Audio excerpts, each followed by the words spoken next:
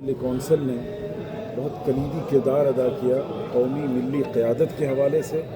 سماجی اصلاح اور دینی بیداری کے حوالے سے۔ اس کے ساتھ ساتھ خود جو ملک کے قانونی اور سیاسی مسائل تھے اس میں بھی کئی اہم کارنامے انجام دیے۔ پچھلے حیدرآباد میں ملی کونسل کی ایک میٹنگ طے ہوئی تھی، اس میں یہ بات طے کی گئی کہ 33 سال کے بعد دوبارہ ہم پورے ملک سے اپنی قیادت کو لے کر اسی جگہ فروکش ہوں اور یہاں سے تجدید عہد کریں، اوتھ لیں کہ ہم اس ملک میں اپنے فنڈامنٹل رائٹس کے ساتھ، اپنے مذہبی اور دینی حقوق کے ساتھ جئیں گے اور اس کے ساتھ ساتھ اس ملک کی تعمیر و ترقی کو اپنا فرض جیسے پہلے سمجھا ہے آگے بھی سمجھیں گے اور اس میں اپنا کردار ادا کریں گے۔ ہمیں خوشی ہے کہ پورے ملک سے ہمارے مذہبی جو ملی قائدین ہیں، آرگنائزیشنل لیڈرز ہیں، وہ سب کے سب یہاں آئے۔ نوجوانوں کا ایک بڑا قافلہ تلنگانہ سے آیا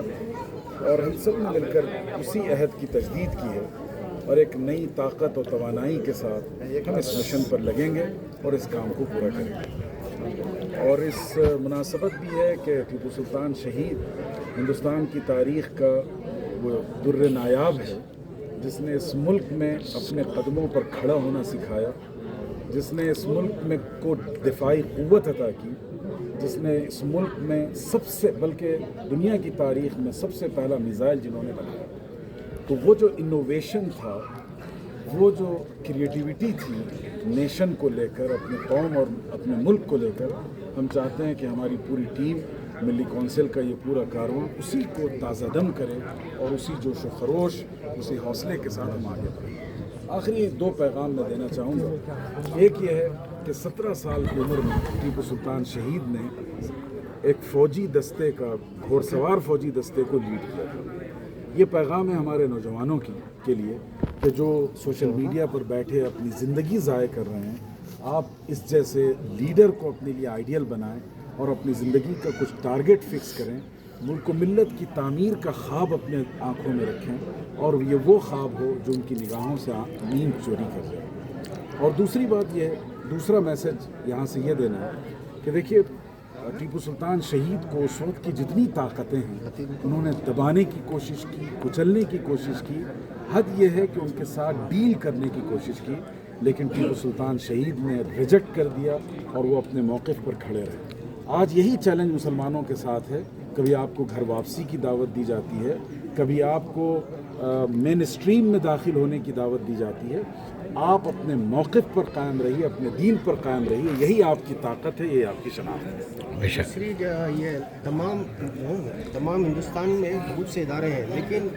مسلمانوں کی ترقی کے لیے کام نہیں ہو رہا ہے۔ نوجوان لڑکے نشے کے عادی ہوتے جا رہے ہیں، کئی ہمارے لڑکیاں جو ہے گھروں کے ساتھ بھاگ رہے ہیں، کوئی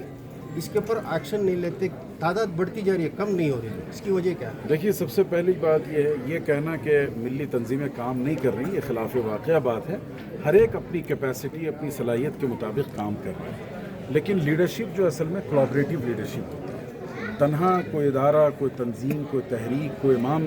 سماج کی اصلاح نہیں کر سکتا۔ سماج کے ہر فرد کو اس اصلاح میں، اس ریفارم میں شامل ہونا ہوگا۔ تو ہمیں ایسا لگتا ہے کہ وہ کولیبریشن نہیں پایا جاتا، کچھ درد مند ہے جو آواز اٹھا رہے ہیں، بقیہ بغیرت بنے بیٹھے ہیں۔ تو ہم سماج میں ایسی طاقت پیدا کریں کہ ہمارے گھر سے کوئی لڑکی یا کوئی لڑکا نشے کا شکار نہ ہو یا وہ کسی غلط ہاتھوں میں آلہ کار نہ بنے۔ تو یہ کوشش گراس لیول پہ کرنا پڑے گا اور اس میں سب سے بڑا کردار